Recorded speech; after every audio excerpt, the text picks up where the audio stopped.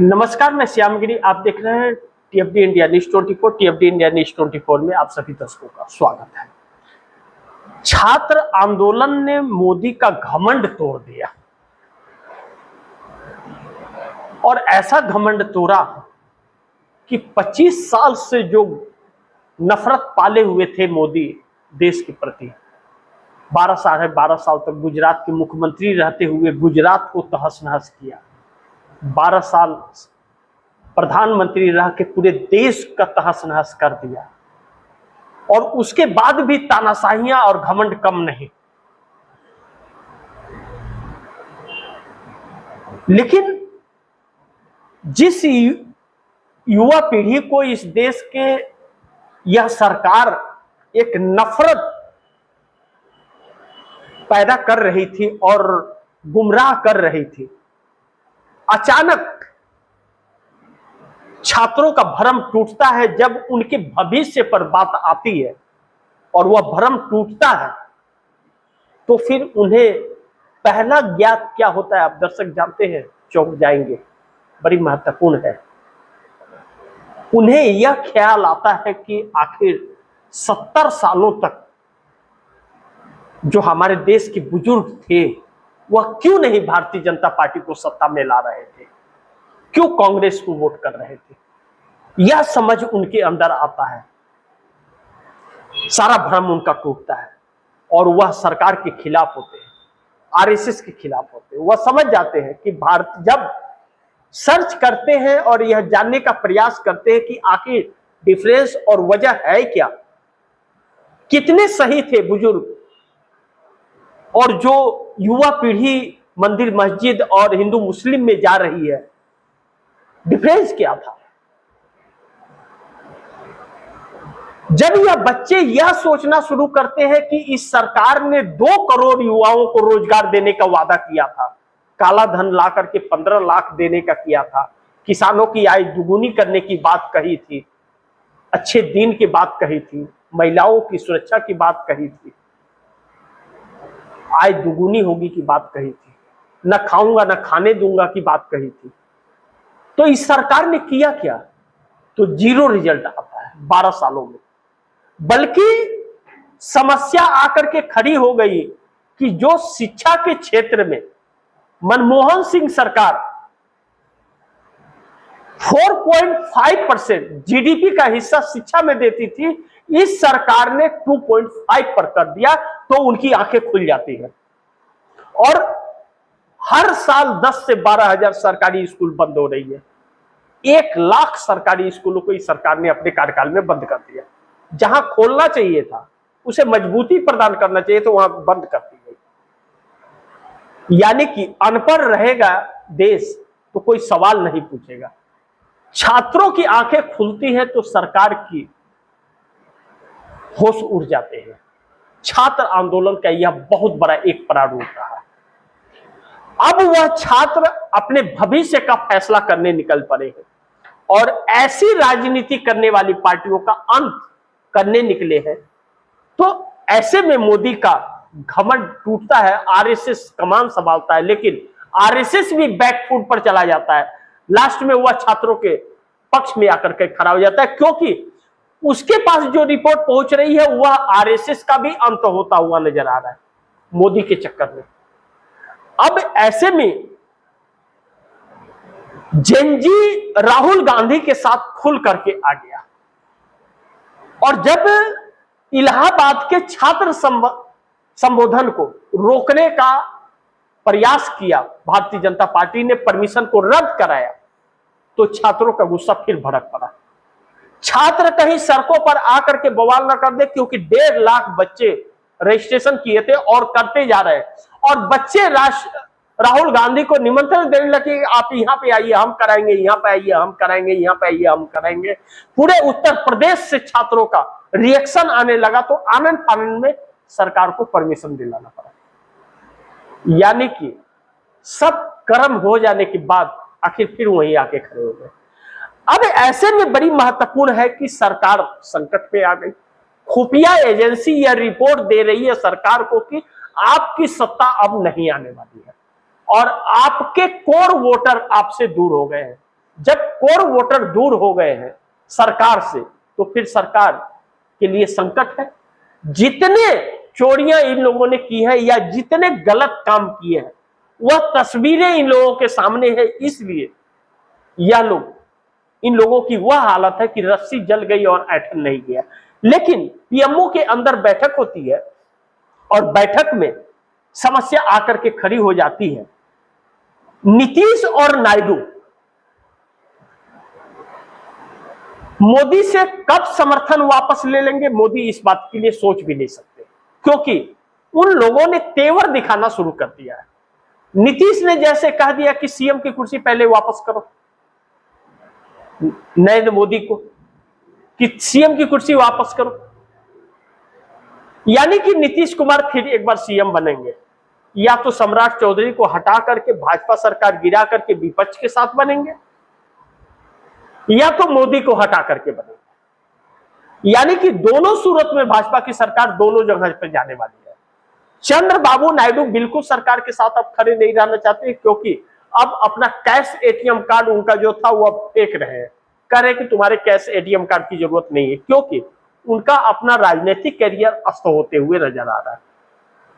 जब मोदी के चेहरे पर वोट नहीं मिलेगा, मोदी के खिलाफ और भाजपा के खिलाफ हो गए हैं देश के लोग और युवा पीढ़ी, तो फिर जब हर घर में बात चली गई और हर घर में चर्चा हो रही है कि नफरतबाज और ढोंगी व्यक्ति है, तो इनके साथ जो रहेगा उसका भी हिसाब होगा। अब चंद्रबाबू नायडू को कौन वोट देगा जब मोदी के साथ यह रहेंगे? तो नीतीश कुमार को कौन वोट देगा जब मोदी के साथ रहेंगे? तो एनडीए गठबंधन के अंदर बड़ा बिखराव हो रहा है। तो एक सवाल यह उठता है कि खुफिया रिपोर्ट से चौंकाने वाली खबर तो हुई कि सरकार नहीं आ रही है, और चंद्रबाबू नायडू के पास भी रिपोर्ट इन ब्यूरोक्रेसी की है, वो अभी सत्ता में है, तो उनके पास भी यह रिपोर्ट मिल रही है, जानकारी मिल रही है। तो आरएसएस के पास भी यह रिपोर्ट है, इसीलिए आरएसएस ने पलटी मार दिया। जब आरएसएस पलटी मार रहा है तो नीतीश नायडू पलटी मार रहे हैं, और यह दोनों पलटी मार रहे हैं तो 30 सांसद हो जाते हैं, 30 सांसदों के साथ पलटी मार रहे हैं। और जो ममता बनर्जी से 20 सांसद आए थे, उसमें से 17 सांसद पलटी मारने की तैयारी कर रहे हैं, क्योंकि वह अब पछता रहे हैं। एक ऐसी डूबती नाव पर आकर के बैठ गए हैं कि जो डूबेंगे तो निकलने की उम्मीद भी नहीं है। अब ऐसे में सवाल यह उठता है कि मोदी 362 सांसदों का जुगाड़ कर रहे थे डिलिमिटेशन के लिए, कि 362 ला करके, अभी भी आज भी प्रयास हुआ था। जब प्रयास फेल हो गया तब सोमवार तक के लिए स्थगित करना पड़ा है, संसद सफल नहीं हो रहा। विपक्ष पूरी तरह से एक हो गया, इंडिया गठबंधन का कोई भी घटक दल इनके लुभावे में नहीं आ रहा है, खरीद नहीं पा रहा है। उन्हें भी तो अपना वर्चस्व बनाए रखना है, उन्हें भी तो अपना अस्तित्व बचाना है। अब अगर सपोर्ट कर दिए तो जनता उन्हें भी तो अस्वीकार कर देगी। जिस कांग्रेस को कमजोर करने के लिए इंडिया गठबंधन तोड़ा जा रहा था, वही कांग्रेस सबसे अव्वल नंबर पर खड़ी है और हर क्षेत्र में लड़ाई लड़ती हुई नजर आ रही है। जब राहुल गांधी ने कहा, से सवाल पूछा पत्रकारों ने, और राहुल गांधी ने कहा चाहे कांग्रेस की सरकार हो या सहयोगी दल की सरकार हो, गठबंधन की सरकार हो या किसी की भी सरकार हो, छात्रों के साथ में हम खड़े थे, हैं और रहेंगे। हम छात्रों को सपोर्ट करेंगे। जो सरकार छात्र की नहीं सुनेगी, उस सरकार के खिलाफ आंदोलन होगा और हम छात्रों के साथ खड़े रहेंगे, चाहे भले वह कांग्रेस की ही सरकार क्यों ना हो। भारतीय जनता पार्टी का तो कोई नेता नहीं बोल रहा है। तो अब मोदी जो 362 के लिए टीएमसी तोड़ रहे थे, स्टालिन को खरीद रहे थे, डीएमके को, शरद पवार को खरीद रहे थे, बाकी को तोड़ फोड़ कर रहे थे, वह 362 सांसद का जुगाड़ तो नहीं हुआ, कर ही नहीं पाए। लेकिन 272 सांसदों के लाले पड़ गए, जो एक नॉर्मल बहुमत के फिगर है। तो ऐसे 272 सांसदों का जुगाड़ कर नहीं पा रहे हैं और चले थे 362 सांसद का जुगाड़ करने। इसीलिए कहते हैं जितना चादर होता है उतने ही पैर फैलाओ, वरना पैर बाहर निकलेगा, ठंडा लग जाएगा, सिकुड़न आ जाएगी। मोदी की तो आदत पड़ गई है मुंह की खाने की। अब इन सभी चीजों के बीच पीएम दफ्तर में बेचैनी जो है, सरकार जाने का डर सताने लगा है और 100 से 150 सांसद भारतीय जनता पार्टी के खिलाफ हो रहे हैं। यानी कि मोदी शाह के खिलाफ हो रहे हैं, क्योंकि मोदी शाह अब बोझ बन गए हैं। देश पर बोझ, सरकार पर बोझ, भाजपा पर बोझ, गठबंधन पर बोझ और आरएसएस पर बोझ। तो इससे अच्छा बोझ को उठा के फेंक दो, यही तो रास्ता है। तो आरएसएस ने फेंक दिया कि तुम डूबो और चाहे बचो, सरकार तुम्हारी बचे या जाए, हम छात्रों के साथ हैं। इसलिए मोहन भागवत ने बयान दिया कि छात्र एंटी नेशनल नहीं है, उनका अधिकार है आंदोलन करना, उन्हें संविधान हक देता है। बड़ी ज्ञान की बातें की है वाकई, भले संविधान को ना मानते हो, लेकिन वक्त के हिसाब से पलट तो रहे हैं। तो जो छात्रों को एंटी नेशनल कहते थे वही छात्रों के सपोर्ट में आ गए, जो भीष्म पितामह भाजपा के हैं। तो फिर मोदी को कौन पूछेगा? यानी कि आरएसएस ने रुख देख लिया कि अगर हम मोदी के साथ खड़े हुए तो आरएसएस का अंत हो जाएगा, कल को आरएसएस के ऊपर भी धावा बोला जाएगा, फिर उसे कौन बचाएगा? तो वह भाजपा का बलि चढ़ाने के लिए मोदी शाह का तैयार हो गए और जवाब दे दिया। अब भारतीय जनता पार्टी के अंदर सांसद हैं, 12 सालों से उन्होंने तो मलाई खाई नहीं है, मलाई तो खाई मोदी ने और शाह ने है, और इनके चंगू मंगू ने खाई है या दूसरे दलों से आए हुए लोगों ने खाई है। तो वह अब इनके खिलाफ है कि इनके वजह से हम अपनी राजनीतिक कैरियर क्यों समाप्त करें, तो वह भी दूर हो रहे हैं। तो फिर ऐसे में पीएम दफ्तर के अंदर एक बेचैनी सा माहौल है कि आखिर सरकार को बचाया कैसे जाए, लेकिन सरकार को बचाने की कोई भी उम्मीद की किरण नजर नहीं आ रही है। तो संसद से मोदी और साहब भाग खड़े हो रहे हैं और संसद को स्थगित बार बार करा रहे हैं। पहली बार इतिहास में हो रहा है कि 15-16 दिनों से लगातार संसद स्थगित होते जा रहा है और मोदी शाह आने को तैयार नहीं है। पूरा दिन विपक्ष मार्च करता है, आ नहीं रहे हैं। संसद में हंगामा हो रहा है, आ नहीं रहे। उपराष्ट्रपति सीपी राधाकृष्ण खबर भेजवा रहे हैं, आ जाइए, नहीं आ रहे। यानी कि भाग रहे हैं। कब तक भागेंगे? भागेंगे तो देश नहीं चलेगा ना। अब ऐसे में पीएम दफ्तर के अंदर बैठक का दौर चल रहा है, लेकिन निष्कर्ष नहीं निकल रहा है। और जब नहीं निकल रहा है तो फिर समस्या यह आकर के खड़ी हो गई है कि अमित शाह को क्या किया जाए, बदल दिया जाए। तो अमित शाह को बदलने के लिए ऑप्शंस इनके पास जो है वह राजनाथ सिंह और निर्मला सीतारमण है। गडकरी को अगर बना दिए तो गडकरी तो इनको निपटा देंगे और इनके मर्जी का करेंगे नहीं। जिस तरह से निर्मला सीतारमण और राजनाथ सिंह ने काम किया है, मोदी के इशारों पर चले हैं यह लोग, तो निर्मला सीतारमण पूरी तरह से मोदी के इशारे पे चलेगी। राजनाथ सिंह भी कोशिश करेंगे कि हमारे बेटे को सेट कर दो, आप जैसे बोलो वैसे ही मैं करता हूं, और वह सेटिंग चाहते भी हैं। लेकिन क्या इन्हें एक्सेप्ट करेगा विपक्ष? तो बहुमत रहेगा तब तो विपक्ष का कोई मतलब ही नहीं है। लेकिन नीतीश नायडू इसके बाद भी तैयार नहीं है, क्योंकि बात तो वही हुआ रबर स्टैंप का।